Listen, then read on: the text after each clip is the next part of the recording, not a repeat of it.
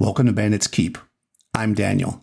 This week we're going to talk about wandering monsters or random monsters, kind of what they are, why we might use them, what's kind of the point, and also there was some conversation going on about like how do you incorporate them in play so it feels more natural, especially if you're using things like minis or a VTT where you're going to want to set them up ahead of time. We will talk about both the dungeon and the wilderness and kind of go from there. So we're going to break this down into small chunks, digestible hopefully, and I have a sponsor this week, which I'll talk about in a second. So first of all, when we think about wandering monsters or random monsters, we're talking about monsters that are not in their lair, if you want to think about it like that. So if we look at the original book from Dungeons & Dragons here, this is from the original Dungeons & Dragons. This is the Underworld and Wilderness Adventures. I'm going to show you a digital version so it's easier later.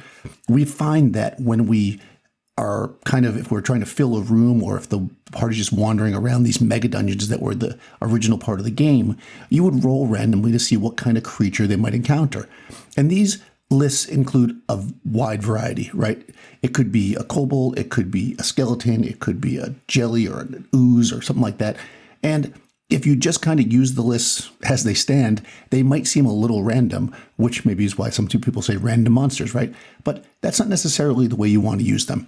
If you're doing kind of a gonzo mega dungeon, that can work, no question. But let's take an example from an adventure from early Dungeons & Dragons. This is Palace of the Silver Princess. This is for the basic expert set, which, I often refer back to it. And this includes wandering monsters. And what we have in here is a curated list of monsters that work in this adventure with a little bit of information about them. So let me just read a little bit here. So without going too much into the background of this adventure, effectively the party's going to this castle where people are stuck in stasis. They've been sent there to do it. And there's like evil force drawing people to the castle. So on the first level, we have a mix. We have acolytes, which are low-level clerics, right? Bandits, a black bear, kobolds, orcs, and skeletons. And then underneath, we have a little bit of information. We have bandits. These particular bandits have been drawn to Haven, which is where the thing's taking place, by the Eye of Arak, which is basically the evil thing. Clerics, same thing. They're drawn there for that reason. The black bear has been trapped inside the castle and is hungry, but will leave the party alone if you feed them. It says it right here, right? Kobolds are also hoping to join the raiding here, and it goes down, it tells you kind of why things are where they are. So again, this is a curated list. It's curated in two ways. One way that it kind of makes sense with the adventure because we're running a location-based adventure, not a random dungeon, right? And it also is balanced on some level with the party.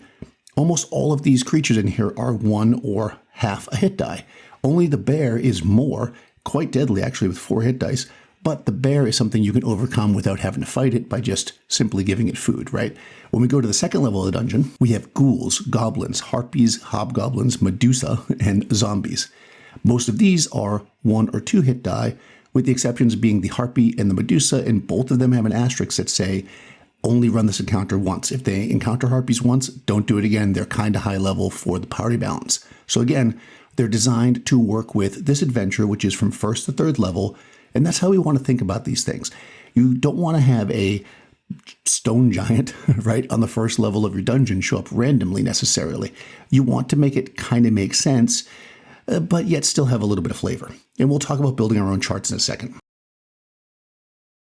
All right, when we look at the basic or expert books that I often refer back to, we see effectively 20 choices for the random monsters, and they have a mixture of different types, different hit dice to give you this flow.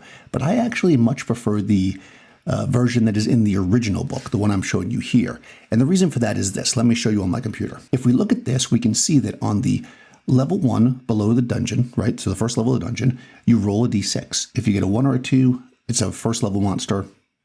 If it's a 3 or 4, you get a second level monster. A 5, you get a third. A 4, a 6, you get a 4th level. So there is that chance for that really high-powered monster, but it's pretty slim. Most monsters you encounter on this level are going to be 1 or 2 hit die as it kind of works out here. So again, it adds that balance, but still adds in that little bit of, oh, there could be a big monster roaming around here, much like the bear in Palace of the Princess. Now, the other way monsters are determined is by terrain. So when we are traveling across the wilderness, we will roll, and if we get, let's say, clear, we're going to encounter any number of things. men, flyers, giants, lycanthropes, animals, men again, animals, or dragon. And each of these has their own list. Now, these are not scaled by hit dice because when you're in the wilderness, anything can happen. But that doesn't mean that you can't do it. And we will talk about that in a moment. Before we get into kind of the mechanics and how we can build some lists and do some examples here, we'll talk about a couple of different ways that you can present these random monsters or wandering monsters at your table. If you're like me and you like the game to be a little bit more gamist, if you will, I often will have the players roll. I'll know that it's a turn that we need to check a random monster, and I'll just ask one of my players to roll a die. They know when I ask them, that's probably what's happening. It builds a little bit of tension. They roll. If they get one, I sometimes even have them roll to see what it is, right? So they're involved in the process, and they know it. It's a game, right? And that's okay. If you're a little bit more narrative and you want it to flow better, obviously you'll need to handle this yourself, which can be a little bit tricky if you're managing a lot of other things during the game. So what I recommend you do here is you just roll ahead of time.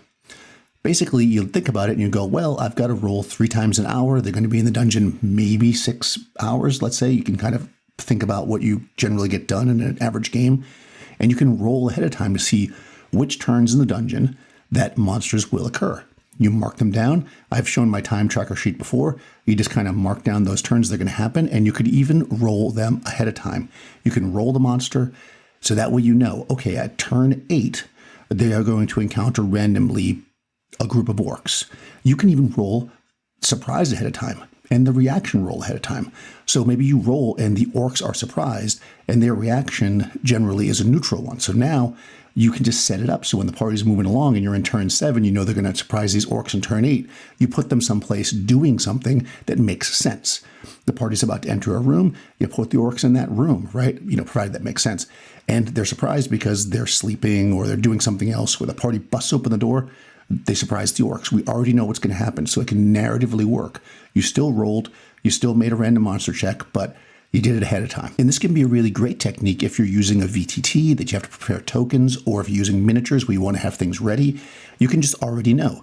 So you've got your base module, you know what's in each room because it's already designed that way. Then you know that there's also these random encounters, and they will just appear wherever they're supposed to based on where the party is. Now, this is not a quantum ogre situation because these aren't things you're forcing them to run into because you just decided it. They're random things they're encountering. And remember that we're using the word random and wandering kind of interchangeable, but in a sense, these are wandering monsters. So why are the orcs in this room? Well, they're exploring. They could be there for any reason. You don't encounter a lair during a wandering monster check. The wandering monsters are moving out and about. So on that note, if you don't want to just have a lot of extra monsters in your dungeon, what you can do is use the monsters that are there as your encounters. You have goblins in room 7, you have skeletons in room 9, you have an evil high priest in room 15. Well, you put those on your wandering monster list, right? And if you roll that, that's who's there. It's for some reason that high priest has left room 15 and they are now coming to wherever they are in the dungeon and they encounter the party. If the party interacts with them and defeats them or whatever, then they're not in room 15 anymore, right? If the monster needs to retreat, they'll go back to wherever they belong, right? Maybe to reinforce that area. Now, when the party gets to room 15, that high priest is waiting for them. All right, so I think the simplest way to do this is to build a few wandering monster lists to kind of give you an idea. But before we do that, like I said, I have a sponsor. So Exeter reached out to me. They create these really cool wallets. You can check them out here that are really slim, and they've got this cool little button to get your cards to pop out for. They're designed with metal inside, and they block RFID, so you can't get your cards snatched that way. And for me, this was really, it's funny because they reached out, and I thought, well, I don't really use a wallet. When I moved to New York, almost 20 years ago, I stopped carrying a wallet, right? That's the first thing they tell you, don't put a wallet in your back pocket. So I would just jam money in my card and my stuff in my front pockets all messed up in there. And that's what I've been doing for a long time. This is nice and slim and allows me to just kind of put it right there in my front pocket. I've been using this for a little over a week now, and it's been really convenient. You've got the wallet itself. We got a little clip here so I can put my money in the front of it, which is pretty much how I carry it. I put the few cards as I need here. I love popping up with that. And you have access to them right away. I also picked up this, although luckily I haven't lost my wallet yet. This is a little tracker. You set it up with an app on your phone, and you can put it, obviously you don't put it in the middle part, but you can stick it, you can see this wallet here has a little back part. Slide it in there. And now if I lose my wallet, I can track it, and I do tend to lose things. Another thing I like about this particular one is if I don't want to have this extra piece in the back here, which I don't always want, that it comes with a little extra strap so I can still hold the money, still have the cards, and it keeps everything nice and neat. This is the Senate. I'll put a link in the description below. And also, if you want to follow that link and use my code BANDIT, you can save up to 25%. So check them out. They're really cool and really fun. It's like a little game here to use. There's lots of variety, and we'll hopefully have them sponsoring a few more videos coming up. Okay, so let's talk a little bit of strategy here. If we're making a set of wandering monsters, what I personally like to do is to, if we look back at the old book, we have this D6 roll, and then we have a list of monsters. So you get kind of this like balance, right? It's not just like a list of 20 monsters, and it could be any of them. There's more likely to get one kind than another, at least power-wise. So what I like to do is create a 2d6 table. This creates a curve and allows you to kind of put more of, or have more likelihood that you're going to run into the common monsters in the area, right? This way you can put like your more powerful monsters, is usually the case I do, at the 2 position and the 12 position, so that it's rare they come up, but they still do. I always say put, and I read this on a blog somewhere, it might have been the Alexandrian, so now I say it, to put like a wizard or something like that at one of them and like a dragon at the other end if you're traveling outside in the wilderness, right? These wandering, powerful beings. But when we're in the dungeon, we're going to use our kind of a dungeon monster list. So let's say we're going to create a tomb. It's going to some kind of crypt or tomb dive. It's going to be 3 levels deep. We'll create a set of wandering monsters for it, and I'll show you how I'll do it. All right, so number 1, we're over here, and we can see, like I said, our swinginess is going to be, most of the monsters are going to be from 1 and 2, and then we've got 3 and 4, we're going to have a couple, right? So if we look at our lists, it's a tomb, so what will we put in here? I can see skeletons would make sense, maybe giant rats could make sense, or centipedes. I see in the level 2, I see zombies, of course. Ghouls also would be very good. Some of these other ones could work, but I'm thinking, level 3, whites is a pretty obvious one, or possibly ochre jelly. Now, whites are pretty powerful. They're level drainers, so, you know, maybe we don't want to put them on the first level necessarily. And of course, on level 4, we've got wraiths, which are also level drainers. We also have evil high priests, right, or evil priests. Not evil high priests, evil priests. So let's look at this list and let's see how we can make this work. Okay, so I've already kind of put the numbers in here to make it easier for myself. So we're going to come over here and we're going to go, I'm actually going to use the physical book so I can see both things at once. So for our like high-end monsters, we want a monster from level 4. I'm going to go evil priest for that one. Our top monster on the other side, let's say we're going to go with ogre jelly. We'll save the weights for the next level. Okay, so those are our kind of like powerful monsters. Now we've got these other 3 things to fill with equal amounts of level 1 and 2. We'll just see what we like. Now, based on what we just favor, right, we can put whatever we like. I like skeletons.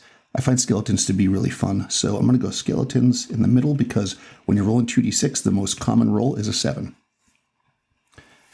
Then I'm going to take something from level 2. Let's say zombies.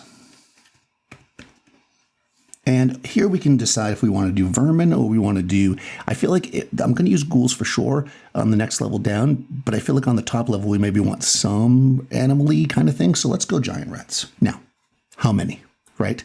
This is the classic question that we have. What OD&D recommends that we do, if your system doesn't have it, is it says the normal amount, which you gotta love, or a single monster or the normal amount if they're on the level that's equal to or below would be what they're at. So for the evil priest, it's just going to be 1, right? So this guy's here by himself because he's pretty powerful, and the same thing is true with the ogre jelly. If they run into either one of those 2 things, they're just going to run into 1. As far as the skeletons, this is their level. So skeletons can be seen, I think, in 3 to 30 in OD&D. So you could do it that way. But since he's a wandering, I feel like that's an awful lot to be wandering. So maybe we'll just say 1 to 10. And giant rats, I think, again, we're also going to see them in groups. So let's say, again, I think the number that they say is 2 to 16, but I think, again, that's too many. So I'll say 2 to 8 giant rats. And again, I'm kind of just going off of what I feel is correct. Zombies are a little more powerful than skeletons. So let's say somewhere in the middle, we'll say 1 to 6. And now we've created a basic list. We can now go down to level 2 and kind of do the same, right? So if we look at level 2, Level 2 is a bit of a mix. It kind of jumps up a little bit, right? Most of the monsters are from 3 and 4. So that's basically a third of the monsters are from level 3. And then we have a little bit from 1, a little bit from 2, a little bit from 4, and a little bit from 5. So again, let's look at our list again. We want to do things that seem like they make sense. So I still think we should keep the skeletons. We'll get rid of the rats, right? We'll definitely keep the zombies. I think that makes the most sense here, but I didn't use ghouls, right? So we'll add ghouls instead. We'll go with ghouls instead of zombies. And then we're definitely going to add the white. We'll keep the ochre jelly. And let's see what else might make sense here. If I'm being honest, I don't think that any of this other stuff really makes sense. So I'll show you what to do there. For wraiths, for the next level down, wraiths are obviously going to be added. Or we could keep the evil high priest. Or evil priest rather. I think we'll do let's add wraiths. Wraiths are pretty powerful. Let's keep the priests on this level because we're still close to the surface, right? And then we're going to go to the next page. And let's see what we got here.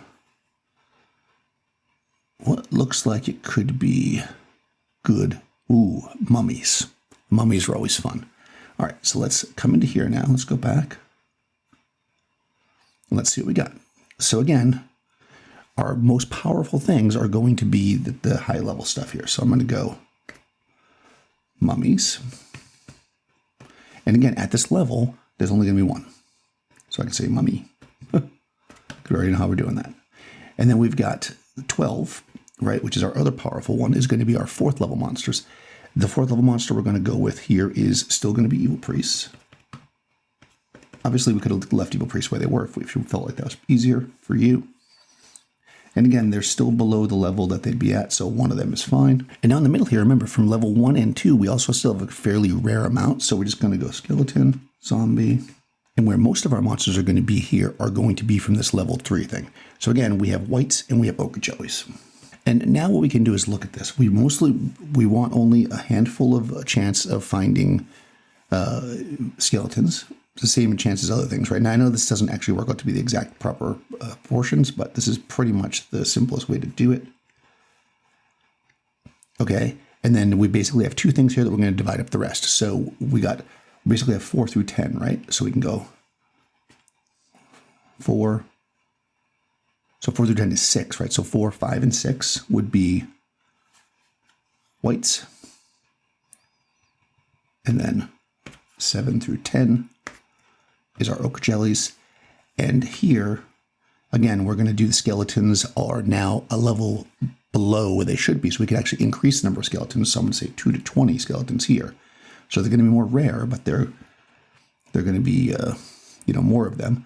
A white because they're on their level, their normal level, actually even below the level. Those one of those. 1 ochre jelly, and we'll increase the number of zombies as well. 2 to 12.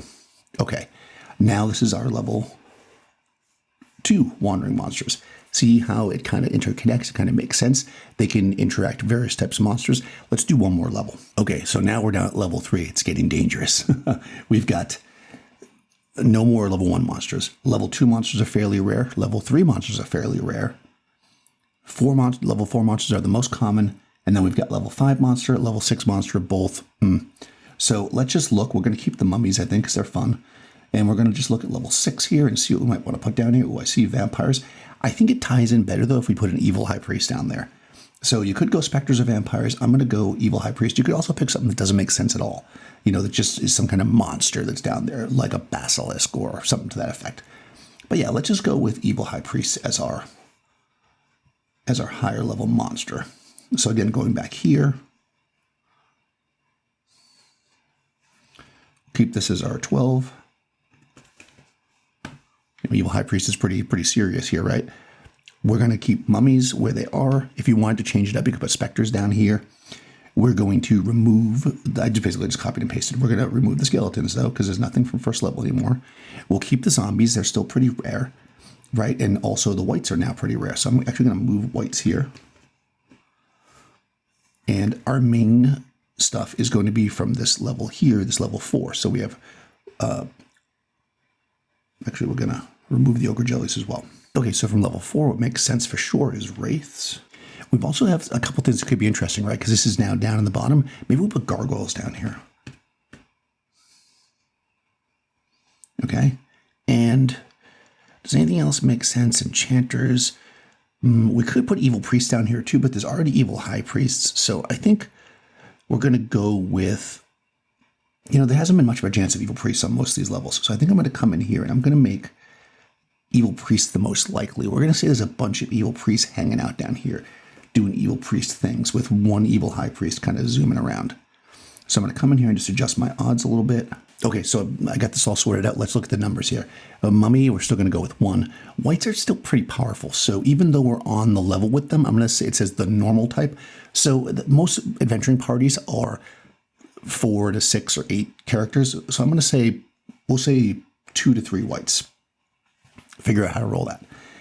Gargoyles are, again, over and above the level. So just one of those. Evil priests, same thing. One of those. Wraiths would just be 1. And now we can really crank the zombies up. If you run into zombies down here, you're going to hit the full amount of them, which is 3 to 30. So there could be a whole swarm of zombies down here. But if you are 3rd level and you've got clerics with you, zombies, you should be able to turn a decent amount of them with one turn undead. So it's not going to be completely unbalanced. If you were to send a first level party down there, they're going to get smacked down, right? So... Okay, so this is basically doing wandering monsters in the dungeon. But how do we handle them in the wilderness? So when we look at the wilderness, what we see here is that, in fact, this die roll for type of encounter is very similar, right? Like a 1's always man, a 2's always flyer. Again, you can create your own lists. And what we want to do is, since there's no levels in the wilderness, this is pretty common. You've probably heard this before.